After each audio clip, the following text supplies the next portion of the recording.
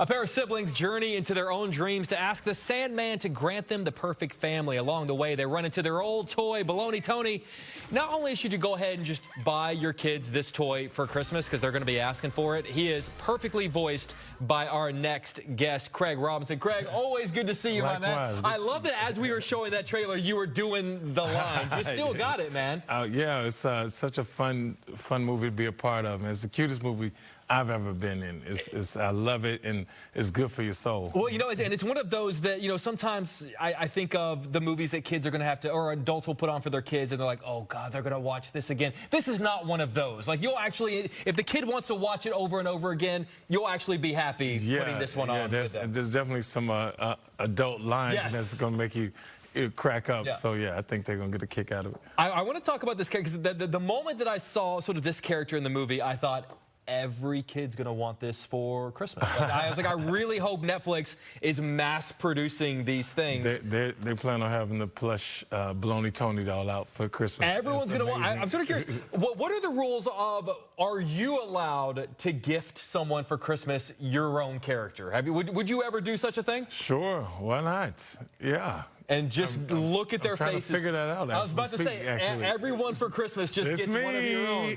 And does it have the voice? Does it, like, do you know, like, will it be like a full... It's just a straight up stuffed plush giraffe. And it's pretty perfect. Well, to that point, I love this idea of sort of being connected to, you know, because we all have that toy that we remember as a kid that if we were to be in this situation, it would be the one that's talking to us. Did you have that toy growing up? I had a blanket, a sheet that was, it had the Roadrunner and the Coyote on it. Yes. That was my go-to. And I think their parents' nightmare is the fear of losing the equivalent of that. The sheet, leaving it on the plane or leaving it on a trip somewhere, because you got to have that. We didn't take it out the house, so it was fine. Everyone had that. You know, there is this, I was talking to you earlier in the break about, you know, the effort that you put into whenever you do a vocal performance like this, because I feel like there is this misconception that actors roll in there, they read their lines into a microphone, and then they peace out and go home.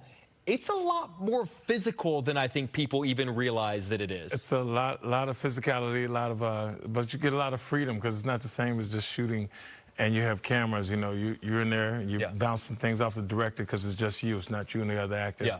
And, yeah, you get to, matter of fact, many of the times I've done voiceover, you find the character maybe 3 scenes in, and it's like, okay, let's go back and do the other ones. So it's a lot of that, a lot of freedom comes with it. For sure. Really quick before we go, 20 years this year since the premiere of The Office, which means that there is this, I know, it's nuts, man. A whole new generation of people are finding it for the first time. What is that like to meet someone, maybe meet these kids who are finding it on Netflix for the first time, who didn't watch it whenever it originally aired? Are you starting to notice that? Well, yeah, we started to notice, I guess, during the pandemic, when people would just, or even when it started streaming, people would watch it 3, 4, 7 times through, and then going to sleep with it.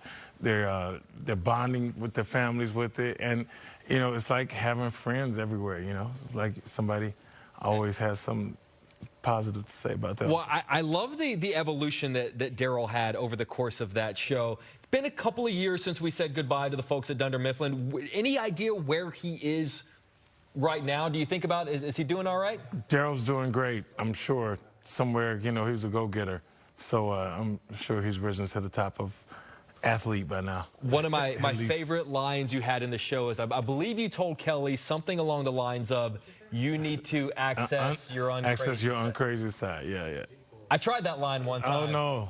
That didn't work out as well for me. Yeah, that worked out really well for Daryl. Did not work out as well as for myself. All right, the movie is in your dreams. It starts streaming in a couple of days. Like I said, if your kids want to replay it over and over again, for the love of God, this is so one that we're okay with. It's so much fun, and I hope people, you know, check it out and enjoy it. All right, my man. Congratulations. Always good to see you, man. We'll be right back.